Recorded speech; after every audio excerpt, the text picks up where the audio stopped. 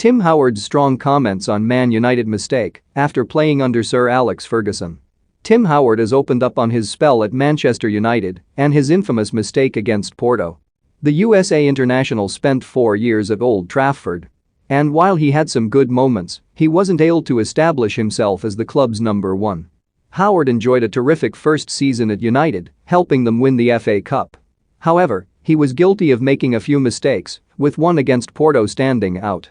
Howard saved from a free kick, but should have held the ball, which then fell into the path of Costinha to score. And now, speaking to club media, the former Everton shot stopper has addressed that error, insisting he thought the criticism went over the top at the time. Speaking defiantly, he said, "In general, my first season at United was great. There was one real black mark on it, which was the Champions League game against Porto at Old Trafford. Think you know sport? Test your sporting knowledge with our tricky quiz. Over the years, I've come to terms with the fact that I jump-started Jose Mourinho's career. I'm kidding, but at the time I wasn't able to comprehend the magnitude of the mistake. As far as I was concerned, I made the save from the initial free kick. I recognized that people thought it was a mistake, but I couldn't understand the scrutiny. I was young, though. I was 22, so I just wasn't able to comprehend it all until years later. Towards the end of my career, I could evaluate one of my performances and tell you exactly what I'd done right or wrong, but at 22, I wasn't there yet."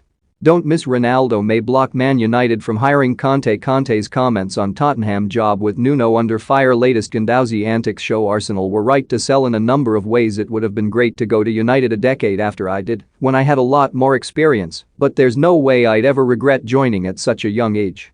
If you have the chance to go and play for United, you do it. You don't ask questions. And if you have the chance to go and play for United, you know you'll be challenging for trophies. That's how it turned out at the end of my first season. On winning the FA Cup, he continued, I knew all about the history of the FA Cup long before I played in it. As much as it was difficult to see too many games in America, there was a romance and mystique about the FA Cup. Personally, even though we didn't win the Premier League, I thought it had been an incredible year. I'd been named in the PFA Team of the Year and won the Community Shield, so to have the chance to play in the FA Cup final against Millwall was the icing on the cake. It was a chance for me to cement my name in history as only the second American to win the FA Cup.